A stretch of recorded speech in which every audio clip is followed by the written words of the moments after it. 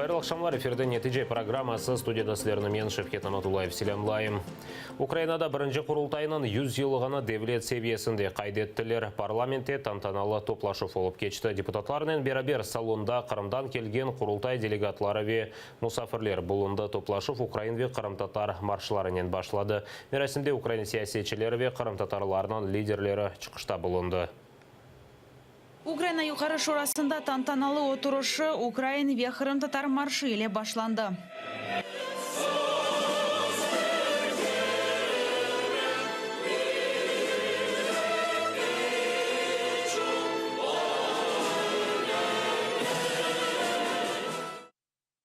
Киев шеріне құрылтайның 100 жылық юбилейіне 100-ден зияде делегат келді. Олардың арасында ишғал етілген Қырымдан келгенлері де жоқ. Бүгін бек мұйым бір күніміз, құрылтайымыздың 100 жылығы. Ең çok біздің істегіміз тезже Қырымны ишғалжілерден құтармақ, біздің ветанымыздың сербест етіп жұмхуриетіміздің тізмек. Мен у мақсатнен яшайым, у мақсатнен нефес алам. Украина юқары шурасының спикері Андрей Парубей өз шығышында 100 жыл евелсі кешкен әрекетлеріні бүгінгі күннен теніштірді.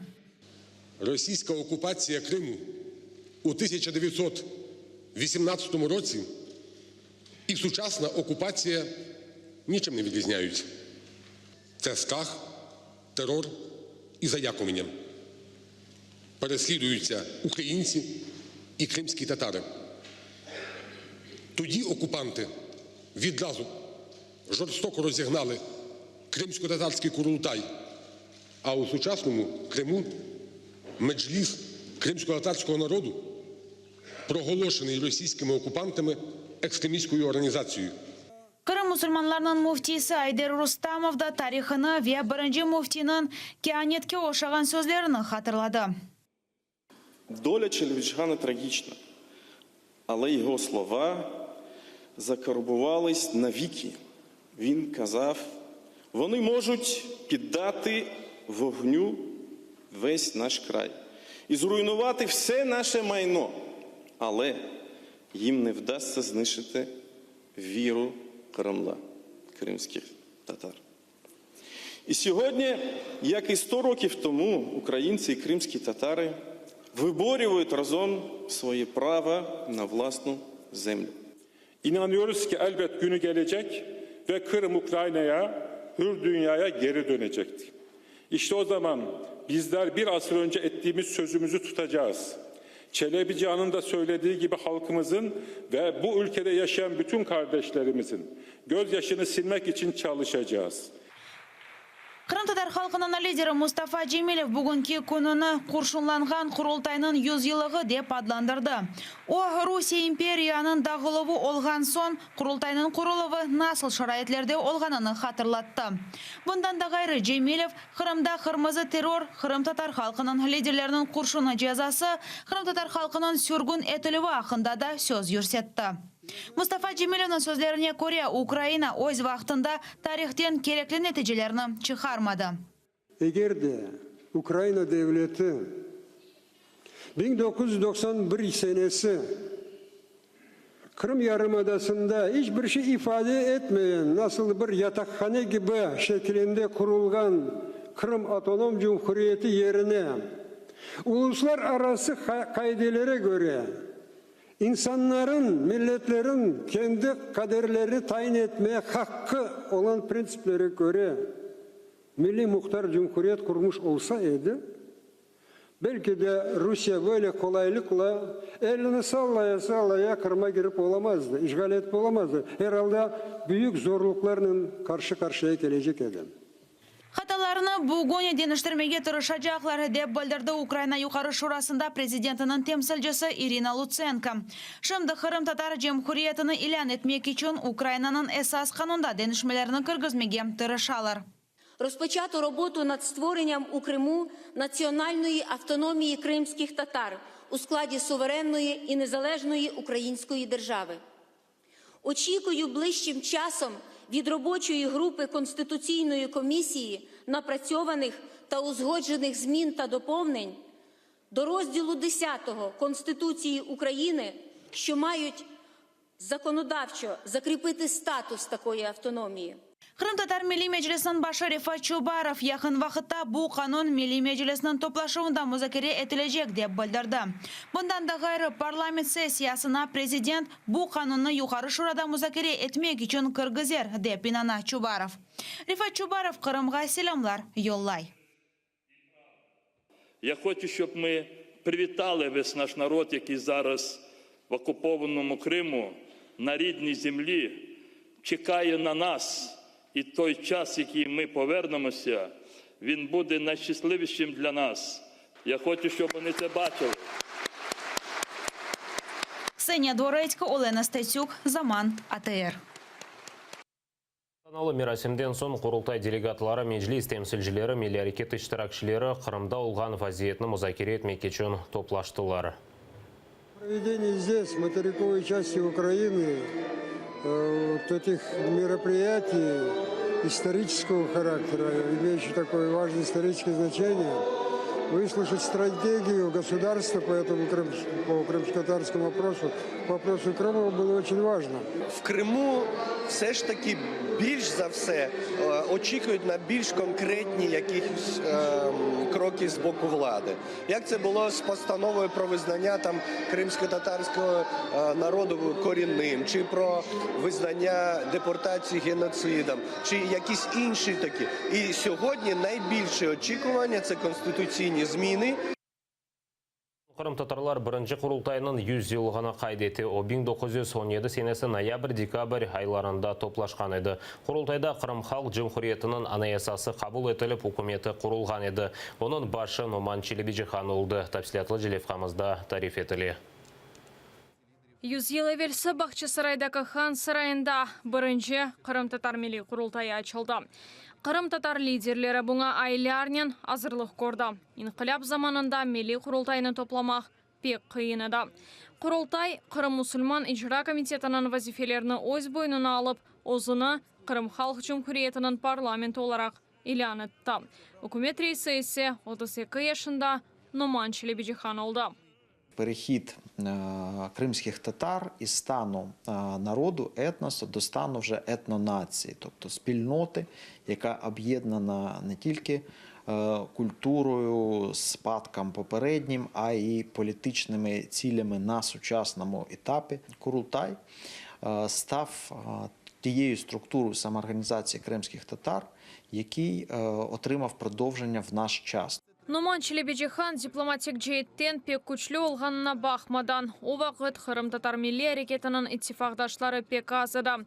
Қырым ярымадасы бір қач саяси күчнің күреш мейданына чевірілді. Қырым-татарлар мұхтариет істеді, большевиклер ісе Қырым Халық Жумхуриетіні танымады.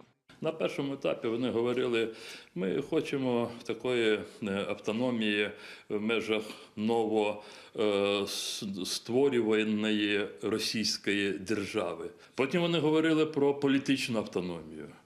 І на третьому етапі, вже ближче до січня 1918 року, коли вони побачили, що жодна політична сила, яка презентує в тій чи іншій мірі російськость, ніхто з них не хоче жодних свобод для кримстатар. Большевист үкіметі Қырым Халық Жумхуриетінің үкіметіні деверді. 1918 сенесі февраль айында оның başı Номан Челебиджихан вақшыйже Қоршунға тізілді. Аман-аман 80 yıldan соң Қырым татарлар сүргінлік ерлерінден ватанына қайтып башлаған соң 1991 сенесі екінші Қырым татар милли құрылтайы топланды. О Қырым татар халқының милли мұстақиллығы низамнамесіні қабыл етті. Құрылтай Меджлис рейсі оларақ Мустафа Жемилевны сайлады. Если, скажем, в организации Крымско-татарского национального движения, центральной инициативной группе были активисты национального движения, и они были рупором народа, то здесь уже непосредственно избранные самим народом, независимо от их политических, религиозных или там каких-то взглядов. И это, конечно, очень поднимало вес и значение Курултая и Меджлиса. 100 yıl evvelsi яңа devletini tek Ukrayna Халық Жумхуриетінің меркези шурасы танығаныда. Бұл сене бірінші құрылтайының 100 yılı Украинада devlet seviyesinde kaydetілі. Виктория Аблязова, Заман, АТР. Бекер дегерменжеве Руслан Трубач январынан 15-не қадар апсте қалажа Қырымның юқары Рус махкемесі берілген шикайет аризаларына рет етті. Махкемеде Бекер дегерменже ярамады, оның астма хасталығы бар. Оңа желе ярдым чағырылды. Бұна бақмадан махкеме ебір апсте тұтып мұдетіні күчте қалдырды. Астма, гипертония ве желе ярдым айны болей 26 февраль давасы бойынша қабатланған Мустафа дегерменченің бабасы Бекер дегерменченің іші бойынша махкеме отырышы башланды. Бекер дегерменче Зорнен махкеменің екінші қатына көтерілді. Озыны ярмай дұйғаны ишғалчы махкемені тоқтатмады. Махкеме салонына екімні кіргізіп, Бекер дегерменчеге оксиген масканы кийдіріп, махкеме отырышы девам етті. Бекер все заседание находился в кислородной маске, но я так думаю, что медики оказали ему первую помощь, сделали ему дексаметазон, потому что это единственный гормон, который может Бекера немного встряхнуть. Я думаю, что это не первый приступ, и как бы надо бить во все колокола, чтобы реально ему оказывали там помощь, иначе мы просто можем дойти до крайности. Қады бүгінке махкеме отырышына деген күнге кешірмеге теклиф етті, ама Бекер дегерменче бұнымен разы olmadı. Но Бекер ага настоял на том, чтобы не откладывалось заседание, а проводилось, потому что он считает себя невиновным, и чем быстрее будут проходить процессы, тем быстрее он сможет доказать свою невиновность. Бекер дегерменченің шикаетінен бірабер Руслан Трубачның шикаеті де бақылды. Оларны Асан Чапух ве Казим Аметовны түрк ватандашы Юсуф Айтандан Санкт-Петербург мехдарда пара талап етілуінде қабатлайлар. Юсуф Айтан Қырым татар милли әрекет ветераны Виче Кашканын ишанчыны алып, оның яқынларындан пара борçқа алды. Милли әрекетінің фаалері бұл алынған параларынан қайтармаға ярдым етмеге тырыштылар. Ама бұл күрішіп олып кешкен вақытта оларны ФСБ қадимлері яқылады. Нетижеде Виче Кашка еляк oldu. Эдем Тимидляевның айтқанына көре, Бекер дегерменченің алына веяшына көре, оны СИЗОда тұтмақ жинайеттір. Адвокат дегерменче ве Трубачқа апис мұдетінің берілмесіні талап етті. Ама қады бүтін açıqлаған делилеріні рет етті. Бұндан да ғайры бірде-бір махкеме отырышына түркі ватандашы Юсуф Айтан ешбір керек келмеді. Потерпевший на эти продления не приходит. Видно, ему стыдно посмотреть народу в глаза, самому Бекеру ага в глаза. Это есть, я считаю, все основания для того, чтобы его содержать хотя бы под домашним арестом. В таком состоянии он, понятно, никуда не побежит, ни от кого скрываться не будет, а тем более на кого-то оказывает давление. Бекер дегерменче Руслан Трубач, Асан Чапух ве Казим Аметов январның 15-не қадар СИЗОда болуначақлар. Асан Чапух есе наразылықны көстермек үшін түнеуін ачлық илан етті. Эльвина Сидбулаева, Олег Трофимович, Қырым, Заман, АТР. Махкеме кетішатыны музакер етмек кетшін Бекер аға дегерменчінің номера қадаш Али Ханум еле бағландық. Али Ханум біздің ешсені, селям алейкум. Бізге айта білесің, не үшін Бекер ағаның сауғығы зайыф олғана бақмадан о ебір махкеме топлашығы девам етірілмесіні талап етеді ве бөлек қарар күчте қалдырылды сон? Бекер сегодня, конечно, чувствовал себя очень плохо, потому что даже то, что его подняли с подвала наверх на второй этаж, это дало ему толчок того, что он стал еще хуже задыхаться, была нехватка кислорода.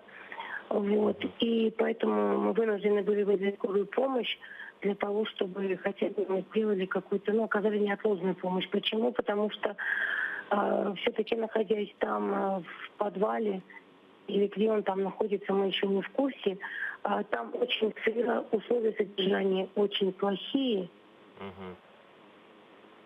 И поэтому мы думаем, что это все-таки спровоцировало его это состояние, потому что переохлаждение ему, как говорится, очень вредит.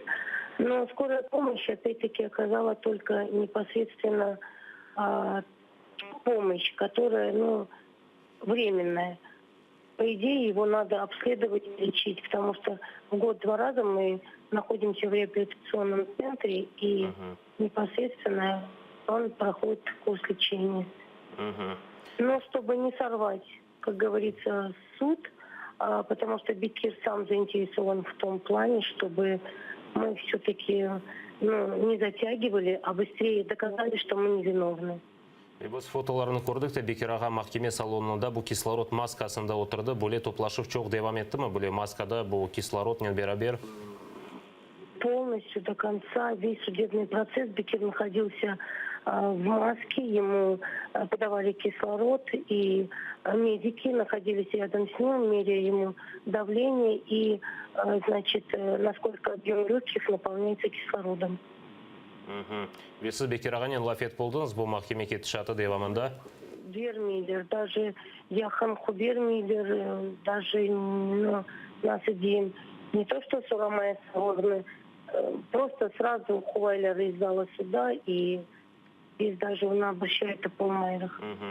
Білгенімізге көре Бекераға Руслан Трубач сақта демек бұл вақтын жеті қат изоляторында тұтылайды. Бұндан соң оларны бұл яқын вақытта Ахмеджетке СИЗОға кешірділер. Шарайтлері белі ме? Насыл шарайтлерде тұтылар? Бұл камераларда нелер бар, нелер жоқ асылды? Бекім адвокатлар білгендір бұл мәліматны?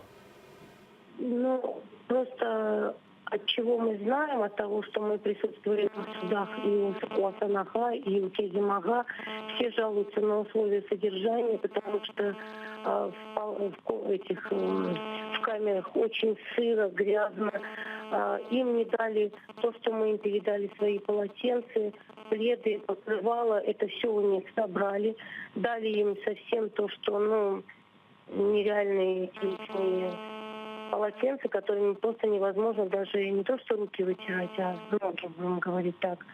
Поэтому мы знаем только по словам, которые они высказывались на суде, о условиях их содержания. Сіз жесіне Бекерағаны бұлты қат изоляторындан шығарып тедавилемеге имкан олacak мы, жоқ мы, бұл işgalciler бережек ме асылды? Білмеймін, если приступы начнут продолжаться, то я думаю, что они вынуждены будут его госпитализировать. Çok sağ olun Али ханым, yayınımızға қошылғаныңыз үшін ве тәпсілетілже мәлімат бізге бергеніңіз үшін сержерімізге қатырлатам.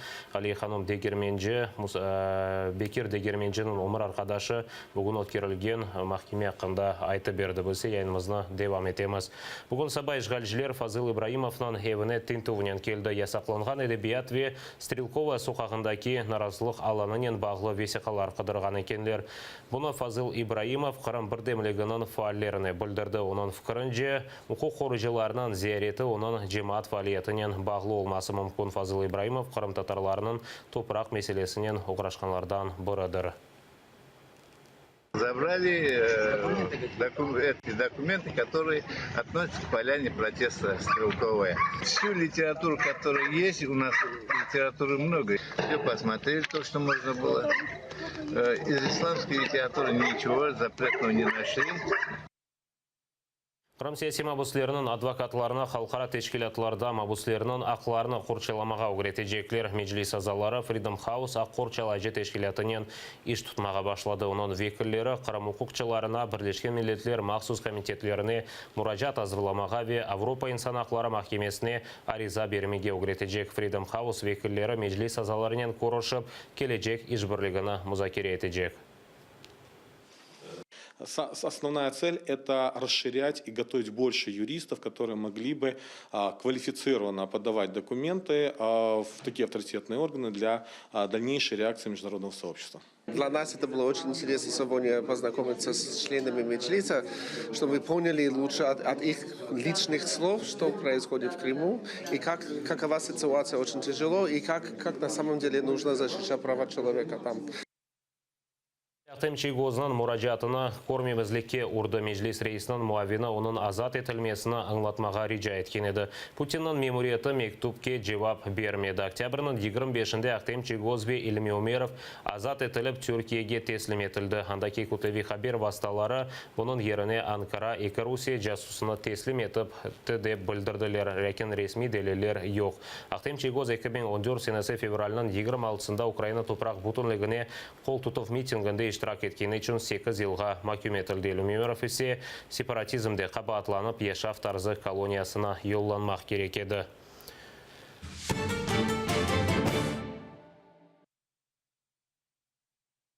Украина юқары шурасы оғында Михаил Саакашвили өзінің кележек әрекетлері ақында айтып берді. Кеченлері СБУ қадемлері Саакашвиліні евінде яқаламаға тұрышты, ләкин о тарафдарларының ярдымы еле қачып юқары шура оғында өткерілген митингке келді. Сәсетчіні Девлет хайнлігінде қабатлайлар. Я знаю, что люди хотят активных действий. И у нас будут активные действия.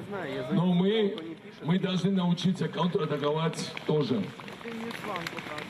Поэтому я объявляю тут нашу сечь, украинскую сечь на этой самой площади.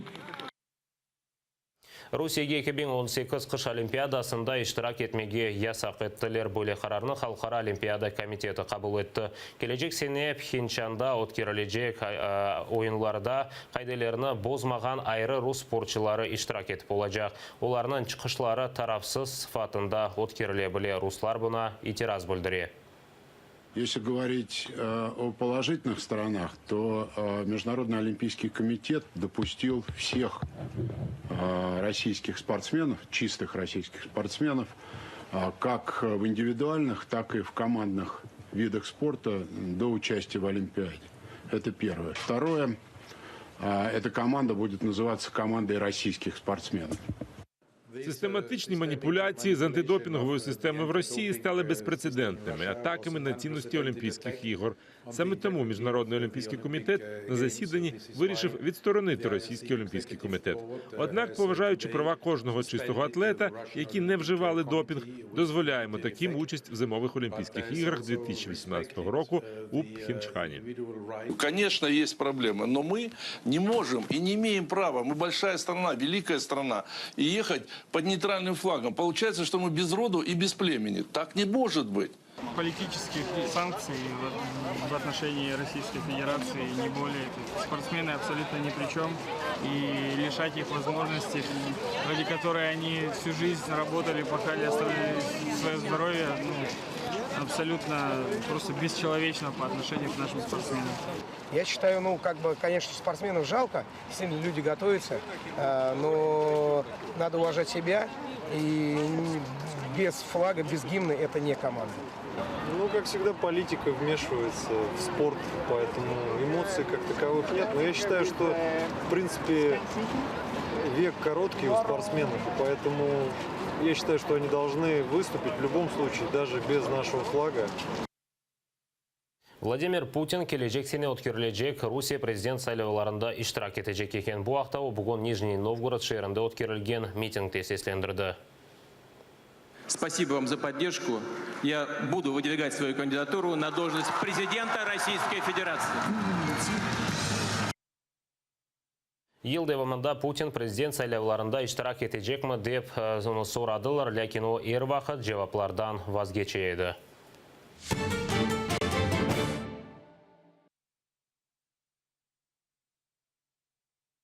Сесіні бастырмаға вады еті бұндан ғайры Қырымның елінің сонында ябанжы күтлеви хабер васталарына қаршы көреш тедбірлері алынacak. Бұл вақта сөзді Жумхуриятның бақ назирі Дмитрий Полонский білдірді. Украина каналлары ве радиолары Қырымға Херсондаки чоңғар көлесінден яйын япмаға башлаған еді. Бұның үшін 150 метрлік телек көлесі құрылды. Украина радиоларына ескі Қырымдан Ахмеджитке қадар діңлемек мүмкін.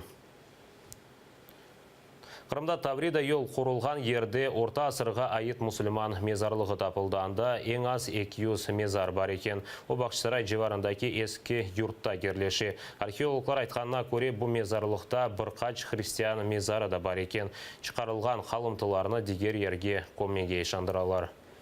Удивительно, что на этом мусульманском могильнике, кладбище, которое здесь сейчас исследуется, совершенно нет надгробий. Возможно, оно относилось действительно к этому поселению Эскиюрт. И не исключено, что первые могилы, которые здесь появились, относились именно к эпохе Золотой Орды. Что же касается отсутствия надгробных памятников, то, вероятно, это связано с тем, что они изготавливались из дерева. В настоящее время исследовано более 200 погребений по обряду мусульманских, а также 7 погребений христианских. Мусульманские погребения практически все ориентированы головой на запад, лицом на юг. на боку. Ну, христианские погребения по типичному христианскому обряду, тоже головой на запад, но лицом к востоку. Ценность этих исследований еще и в том, что удастся изучить антропологические материалы. Для понимания истории Крымского ханства, наверное, сыграет какую-то роль определенную. Материал будет интересный. Будаққада нетиже программасы сонына келді епіңізге қайырлы ақшамлар тілейм дайыма атырылы олыңыз Корошкенже.